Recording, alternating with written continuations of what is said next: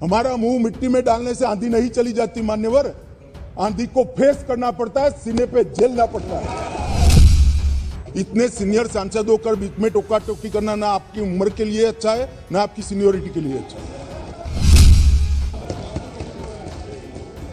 मैं बैठ जाता हूं, आप भाषण करिए 10 मिनट।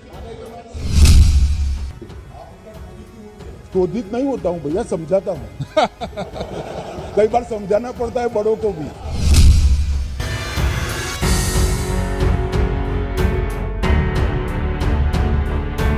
क्योंकि हम सब लोग राजनीतिक है, अलग अलग राजनीतिक दल से आते हैं, सत्ता में है, विपक्ष में है, तो थोड़ा बहुत तड़का लगता है राजनीति का।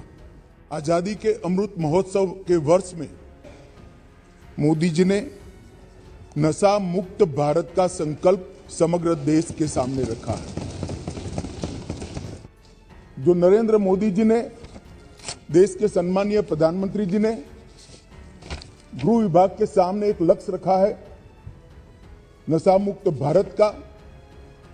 मैं निश्चित रूप से इस सदन को आश्वासन देना चाहता हूं, आश्वस्त करना चाहता हूं कि लक्ष्य की पूरी परिपूर्ति के लिए हमारी ओर से कोई कसर नहीं छोड़ी जाएगी। इस सदन के माध्यम से देश की जनता के सामने रखना चाहता हूं। जो दादा आपको भाषण करना है तो मैं बैठ जाता हूं, 10 मिनट बोलिए। इतने सीनियर सांसद होकर बीच में टोका टोकी करना ना आपकी उम्र के लिए अच्छा है ना आपकी सीनियोरिटी के लिए अच्छा है। मैं बैठ जाता हूं, आप भाषण करिए 10 मिनट प्लीज। माननीय गृह मंत्री जी, माननीय गृह मंत्री जी।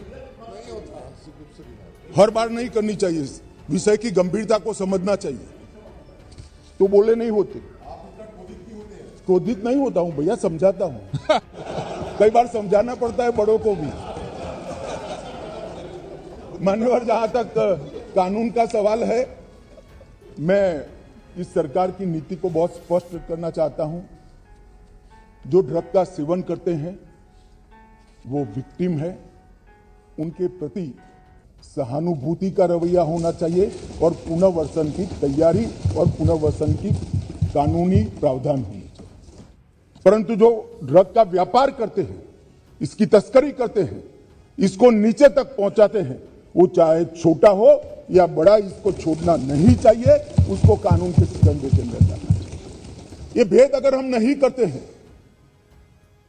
तो कभी कभार हम विक्टिम के साथ ही दुर्व्यवहार करें।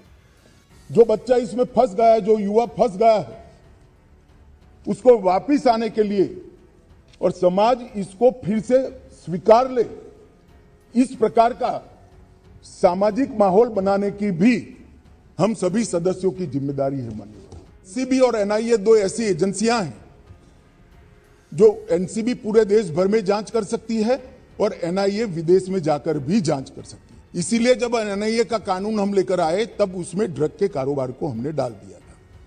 और मान्यवर, मैंने सभी राज्यों के मुख्यमंत्रियों को विनंती किया था कि अगर आपके राज्य में कोई ऐसा केस है जिसके टॉप टू बॉटम और बॉटम टू टॉप इन्वेस्टिगेशन करते वक्त राज्य की सीमाएं लांघनी पड़ती है, संकोच एनसीबी की मदद ले सकते हैं। एनसीबी हर एक राज्य को मदद करने के लिए तैयार है और कटिबद्ध है। और अगर वो इन्वेस्टिगेशन देश की सरहदों के बाहर जाता है तो आप वो इन्वेस्टिगेशन के लिए एनआईए की भी मदद ले सकते हैं। एनआईए आपकी मदद करने के लिए तत्पर है। सीमा भारत की जिम्मेदारी है, भारत सरकार की जिम्मेदारी है।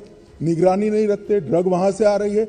और जब बीएसएफ को अधिकार देते हैं तो कहते हैं राज्यों के अधिकार ले लिए, तो बीएसएफ वहां क्या करेगी भाई? आप बताइए मुझे, क्या करेगी? मान्यवर, ये ऐसा मसला नहीं। और बीएसएफ कौन सी फॉरेन एजेंसी है? हमारे देश के दुश्मन ड्रग भेज रहे हैं, बीएसएफ वाले पकड़ेंगे, केस करने का अधिकार नहीं है। एसएसबी वाले पकड़ेंगे, केस करने का अधिकार नहीं है। क्या करेंगे निहत्था बैठकर? जो लोग इसको पॉलिटिकल इश्यू बना रहे हैं वो ड्रग के कारोबार का समर्थन कर रहे हैं। एजेंसियां निहत्थी होकर काम नहीं कर सकती मान्यवर, एजेंसियों को अधिकार देना पड़ेगा। और मेरा स्पष्ट मानना है कि एजेंसियों को अधिकार देना चाहिए। हमारी एजेंसियों पर, देश की एजेंसियों पर, देश का संसद को अगर भरोसा नहीं है तो किस हिम्मत से वो काम करें? मगर क्या इस शुतुरमुर्ग नीति से हम देश को बचा सकते हैं? नहीं बचा सकते। हमारा मुंह मिट्टी में डालने से आंधी नहीं चली जाती मान्यवर, आंधी को फेस करना पड़ता है, सीने पे झेलना पड़ता है। इसमें ढेर सारे एनजीओ भी जुड़े हैं, मगर ये एनजीओ ऐसे हैं जो भारत के समाज को स्वस्थ करना चाहते हैं। कुछ एनजीओ ऐसे होते हैं जो भारत के समाज को प्रताड़ित करना चाहते हैं। दोनों के लिए भारत सरकार की नीति एक नहीं हो सकती। एफसीआर के कानून का जो पालन नहीं करेगा उसके साथ सख्ती की जाएगी, कोई दया का भाव नहीं रखा जाएगा। विदेश से आए हुए धन के स्रोत राज्य की निगरानी में नहीं हो, ऐसा नहीं चलेगा। बहुत चला लिया जब आपकी सरकार थी। ये नरेंद्र मोदी सरकार है, देश को खत्म करने के लिए देश के अंदर एक कानी पाई भी हम नहीं आने देंगे। आज भी कई बार मैं तो आश्चर्य करता हूं, कई बार सभाओं में मैंने देखा एक राष्ट्रीय नेता उपस्थित नहीं, उपस्थित भी होते तो नाम भी दे देता, यात्रा में है तो नहीं, मैंने कहा ना, नहीं मैं सुनिए ना,